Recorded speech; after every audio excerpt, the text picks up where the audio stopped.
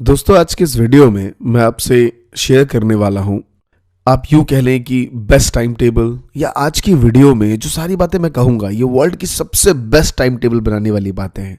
और मुझे लगता है कि अगर आप ये वीडियो आपने एक बार देखी, ना समझ आई, 2 बार देखिए, जितने भी इंपॉर्टेंट पॉइंट मैं आपको बताऊंगा वो सब अगर आप इजीली लिख लेंगे अपने नोटबुक में, तो मुझे लगता है कि इसके बाद आपका कोई भी टाइम टेबल मिस नहीं होगा। स्टडी का हो, चाहे वो आप एग्जामिनेशन टाइम का हो, किसी भी टाइम बना रहे हो, ये आपके लिए one of the best time table है, वर्ल्ड का सबसे बेस्ट। मैं गारंटी देता हूं इसमें ऐसी कोई भी कमी नहीं निकाल पाएंगे आप। तो सब कुछ छोड़ के अपने दिमाग को बिल्कुल क्लियर करके, क्योंकि देखिए होता क्या है एक्चुअली, जब आप एक कहानी मैं आपको सुनाता हूं। एक बहुत बड़े गिटारिस्ट के पास पिताजी अपने बच्चे को लेके जाते हैं, कहते हैं कि साहब इसको गिटार सिखा दीजिए और मैं चाहता हूं कि आप इतना अच्छा सिखाइए कि ये अपना करियर इसमें बना ले। तो गुरुदेव कहते हैं कि अच्छा ठीक है, मैं सिखा देता हूं। उन्होंने कहा ये ऑलरेडी पहले से 5-6 महीने की क्लास ले चुका है, तो इसको बहुत कुछ आता है, आपको ज्यादा मेहनत करने की जरूरत नहीं पड़ेगी इसके ऊपर। तो गुरुजी कहते हैं ठीक है। तो वो कहते हैं कि भाई फीस और समय बताइए। तो उन्होंने कहा भाई 1 साल लगेगा और फीस जो है वो 2 लाख रुपए। उन्होंने कहा ठीक है, दिया मैंने आपको। तभी अचानक एक और पिताजी अपने बच्चों को लेके आते हैं, कहते हैं सर इनको भी गिटार सिखाना है, लेकिन एक कमी है, बेचारे को कुछ आता नहीं है, बिल्कुल भी अभी शुरू ही कर रहा है, तो अपने हिसाब से देख लीजिए आप, लेकिन इसको सिखाना है। गुरुजी कहते हैं ठीक है भाई, इसे भी सिखा देंगे। वो कहते हैं सर फीस और कितना समय लगेगा? तो वो कहते हैं कि भाई फीस जो है इसकी 1 लाख रुपए और समय ऐसे 6 महीने लगेगा। भाई दूसरे पिताजी जो थे वो एकदम से भड़क गए, बोले साहब आप तो सामने ही मतभेद कर रहे हैं, हमारा बच्चा पहले से सीख के आ रहा है, उसके लिए आप कह रहे हैं कि 2 लाख रुपए लगेंगे और साथ में 1 साल, और ये जो बिल्कुल भी सीख के नहीं आया है इसके लिए आप कह रहे हैं सिर्फ 1 लाख रुपए और 6 महीने, ऐसा कैसे? तो गुरुजी ने कहा कि जो इसने पहले से सीख रखा है ना, उसे बुलाने में मुझे 1 लाख रुपए और 6 महीने लगेगा पहले, उसके बाद मैं इसे सिखाऊंगा। तो दोस्त, आज के इस वीडियो में जो पॉइंट्स मैं आपके सामने डालने जा रहा हूं, तो जो आपने पहले से सुन रखा है ना, सब इग्नोर करिए, ये सारे पॉइंट्स को अच्छे से ग्रैब करिए। मैं सच कहता हूं ये बेस्ट टाइम टेबल है। और साथ में अगर आप एक सक्सेसफुल यूट्यूबर बनना चाहते हैं तो दिए हुए नंबर पे कॉल कर लीजिए, सारी डिटेल्स आपको मिल जाएगी हमारे यूट्यूब मिलियनेयर कोर्स के रिगार्डिंग। तो चलिए शुरू करते हैं। तो दोस्त, सबसे पहले मैं आपसे पूछना चाहूंगा, पॉइंट नंबर 1 मेरा ये है कि स्टार्ट द फॉलोइंग क्वेश्चंस जो मैं आपसे पूछूंगा। First, are you morning person और नाइट पर्सन? क्या आप सुबह सुबह पढ़ना पसंद करते हैं या फिर नाइट में? ये क्वेश्चन होना चाहिए आपके माइंड से। उसके बाद, दिन का ऐसा कौन सा टाइम है जहां पे आप सबसे ज्यादा कॉन्सेंट्रेट कर पाते हैं विदाउट एनी डिस्ट्रैक्शन? मान लीजिए पढ़ने का टाइम मिनिमम 1 आवर तो रखिए, अब जमाना गया जहां 45 मिनट नहीं, कम से कम 1.5 घंटा, इतना कॉन्सेंट्रेशन तो चाहिए। फिर भी मैं आपसे कह रहा हूं कि 1 घंटा ऐसा टाइम जहां पे आप सब कुछ, सबसे बेस्ट टाइम कौन सा है आपका, ये निकालिए। उसके बाद आपका सबसे बिगेस्ट डिस्ट्रैक्शंस कौन सा है? आजकल हर एक के लिए मोबाइल फोन हो गया है। उसके बाद लाइक इंस्टाग्राम, फेसबुक तो मुझे पता है आप लोगों ने बंद कर दिया है चलाना, और टीवी तो कब का छोड़ चुके हैं, लेकिन सबसे ज्यादा ये डिस्ट्रैक्शन है आपकी लाइफ का। तो आप मुझे बताइए कि कब, लाइक ये सब, लाइक कौन कौन सी चीज आपका डिस्ट्रैक्शन है, वो लिख लीजिए साथ में। उसके बाद एक टॉपिक आता है कि भाई पढ़ने में कुछ सब्जेक्ट्स ऐसे होते हैं जो आप कभी भी पढ़ सकते हैं, वो भी लिखिए कि आपका बेस्ट सब्जेक्ट कौन सा है जो आप कभी भी, मूड ऑफ है तब भी लेके पढ़ने बैठे तब भी मजा आएगा। अब नेक्स्ट पॉइंट ये है कि आपका वर्कआउट सेशन, क्या आप वर्कआउट करते हैं, क्या आप जिम जाते हैं या नहीं, ये भी इंपॉर्टेंट है। उसके बाद आप लाइक खेलने बाहर जाते हैं या फिर गेमिंग पीसी में लगते हैं, ये भी लिख लीजिए कि मैं क्या क्या करता हूँ, ये बहुत इंपॉर्टेंट है। क्या आप म्यूजिक सुनते हैं बहुत ज़्यादा, या फिर कई आजकल के स्टूडेंट्स बहुत ज़्यादा पॉलिटिक्स में इंटरेस्ट लेते हैं, तो क्या आप उस चीज़ में इंटरेस्ट लेते हैं या नहीं?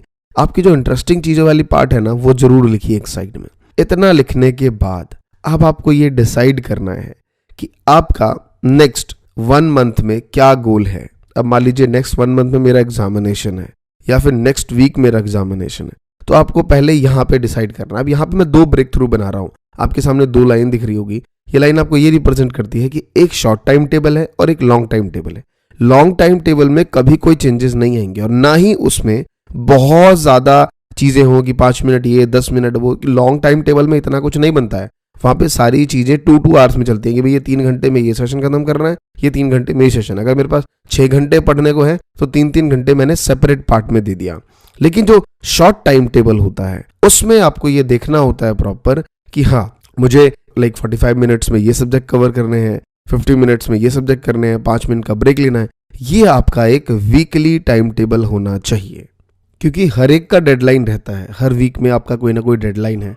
और साथ में आपको ये देखना है कि जैसे ही वीक कंप्लीट हुआ तो क्या आपने उस वीक में जो जो चीजें अचीवमेंट्स करनी थी, ये टास्क कंप्लीट करना था, क्या वो कंप्लीट किया। हर वीक का एक टू डू लिस्ट बनाइए।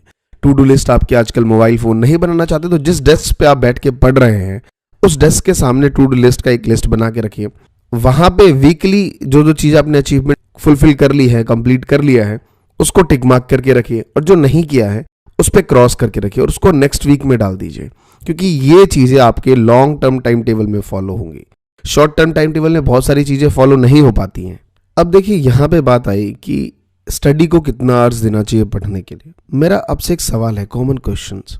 आप खुद सोचिए कि आज तक आप कभी खेलने जाते हैं या दिन भर जो खेलते हैं, गेमिंग करते हैं, इसका कोई टाइम टेबल बनाया क्या? नहीं। जब आपने इसका कोई टाइम टेबल नहीं बनाया और ना बनाने के दौरान ही आपको लगता है कि आप अगर लास्ट 10 डेज में देखें तो ऐसा कोई दिन नहीं होगा जिस दिन आप खेलना मिस कर गए होंगे। ऐसा कोई दिन नहीं होगा या ऐसा कोई टाइम नहीं होगा जिस टाइम आपको मन करा हो और आपने वो चीज ना की हो। तो सबसे बड़ी बात आई कि अगर टाइम टेबल सिर्फ पेन पेपर पे लिखना है क्या, कि अगर पेन पेपर पे लिख दिया हमने कोई टाइम टेबल तो वो फॉलो होगा ही होगा? क्या ये इंपॉर्टेंट है कि मतलब हम टाइम टेबल को नोटबुक में लिख दें तो हाँ भाई टाइम टेबल बन गया, और अगर हमने नहीं लिखा तो समझिए कि हम टाइम टेबल नहीं बना रहे। तो आप ये भी भ्रम में हैं कि अगर आप ये सोचते हैं कि आप कोई लिख लेते हैं कोई चीज, टाइम टेबल फला 3 से 6 ये पढ़ना है, 2 से 4 ये कवर करना है, 45 मिनट का ब्रेक लेना है, फिर उसके बाद शाम को फिर से स्टार्ट करना है पढ़ना।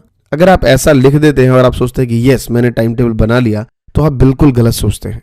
टाइम टेबल का ये मतलब ही नहीं है। टाइम टेबल का मीन्स है कि अगर आपने अपनी सारी चीजों को डे में 70, 80, 90% इन तीनों के चीज में कवर कर रहे हैं तो आप अपने टाइम टेबल के अकॉर्डिंग चल रहे हैं। आपके जो प्लान्स है माइंड में वो सब एग्जीक्यूट हो रहे हैं।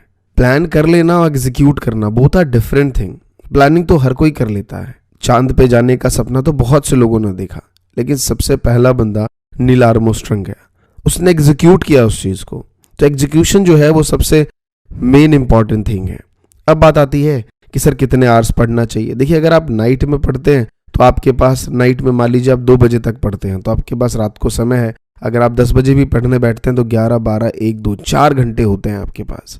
उससे पहले भी आप इवनिंग में पढ़ेंगे, क्योंकि अब देखिए स्टडी का लेवल इतना टफ हो चुका है। आप ये सोचेंगे कि चलो भाई 2 घंटे पढ़ लेते हैं और हम टॉप कर जाएंगे, तो ये गलत सोचते हैं। अब जो लोग आपको ऐसा सजेशन देते हैं वो भी गलत देते हैं। आप हर एक का लेवल IQ लेवल 160, 180 प्लस नहीं होता है कि वहीं से आप एकदम चलेंगे। आप एक एवरेज स्टूडेंट, आप ऐसा मान के चलें।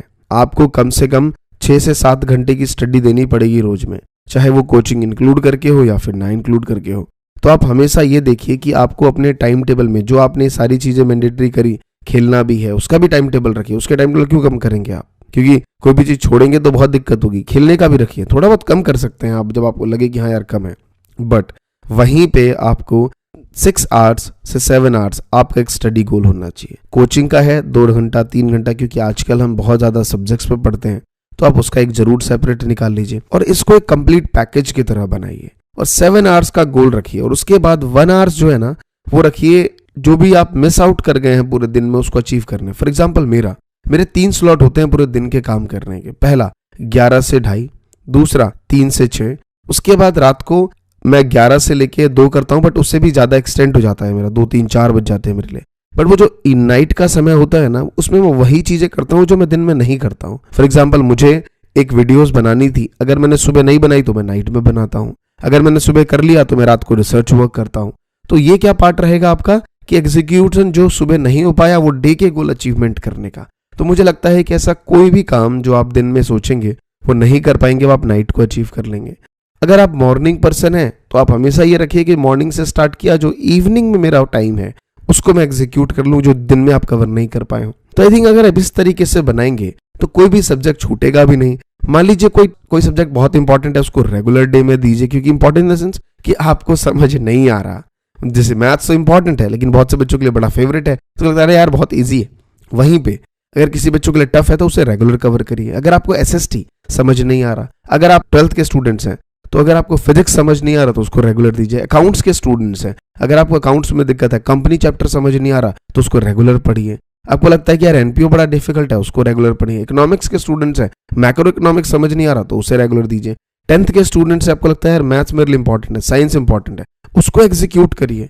इस तरीके से ये सारी चीज़ें आप कवर करेंगे तो मुझे लगता है कि आप सही से इसका एग्जीक्यूशन पार्ट दे पाएंगे। किसी भी टाइम टेबल का ये सोच लेना कि हाँ टाइम टेबल लिख लिया है तो एग्जीक्यूट हो गया, गलत सोचते हैं आप। जब तक उसका एग्जीक्यूशन नहीं हो पाएगा वो ज़्यादा इंपॉर्टेंट है। बाकी वो छोटी छोटी चीज़ें जो बहुत इंपॉर्टेंट रखती हैं कि भाई चीज़ों को सही जगह रखिए, मैं तो नहीं रख पाता अपने, लेकिन मैं अपनी बात बताऊं, कोई भी चीज़ मुझसे अपनी सही जगह नहीं हो पाती। लेकिन हाँ, अगर आप अपने सामान को जो चीज़ यहाँ से ले रहे हैं वो चीज़ वही रखेंगे, बुक्स अगर आपके टेबल पे ही हो, पेन आपके पास हमेशा टेबल पे हो, आपके आगे स्टिक लगा हो, रिमाइंडर हो, तो ये सारी चीज़ें आपको और ज़्यादा इन्हेंस करती हैं आपके टाइम टेबल को परफेक्ट बनाने में। अगर आप ये चीज़ें अपने आप में कवर कर लेते हैं तो मुझे लगता है कि आप सही चीज़ों को एग्जीक्यूट कर पाएंगे। और दोस्त, नेल्सन मंडेला ने एक सबसे बेस्ट बात कही थी पूरी दुनिया से कि जब तक किसी काम को किया नहीं जाता तब तक वो असंभव लगता है। तो ये बात सही है कि अगर आपको लगता है कि यार मैं ये अपना एजुकेशनल गोल अचीव नहीं कर पाऊंगा, लेकिन आप उसे एक बार ट्राई तो करेंगे, तो मुझे लगता है कि जब आप उसे कर लेंगे तो लगेगा हाँ यार ये तो ईजी था। और किसी ने क्या खूब कहा है कि कोशिश तो बहुत की बुरा बनने की, पर अपनी माँ की परवरिश ने कभी बनने नहीं दिया। तो जब आपके पास ऐसे मेंटोर होते हैं, आपकी फैमिली में इतने लोग सपोर्ट करते हैं, तो यार गलत चीज़ें आपकी लाइफ में बहुत सारी चीज़ें होंगी, बहुत सारी गलत आदतें आप अपने अंदर रख लेंगे।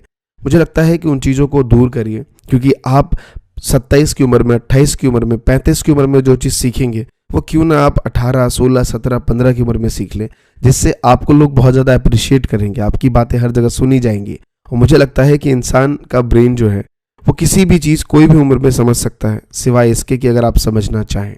तो कहते हैं ना कि हालातों से बढ़कर मैंने जीना सीखा है, नहीं, आप समय के साथ जीना सीखिए। नहीं तो बहुत से लोग 35 की उम्र में ही बच्चा ही दिखते हैं और बहुत से लोग 17 साल की उम्र में 25 जैसी बातें करते हैं। तो मुझे लगता है कि आप में वो मैच्योरिटी, वो सारी चीज़ें आनी चाहिए कि लोग आपको सुने। और आपके एग्जीक्यूशन से पता चलता है, आपके अपने दिन लाइक टाइम टेबल से, आपकी लाइफस्टाइल से पता चलता है कि आप कितने परफेक्ट हैं।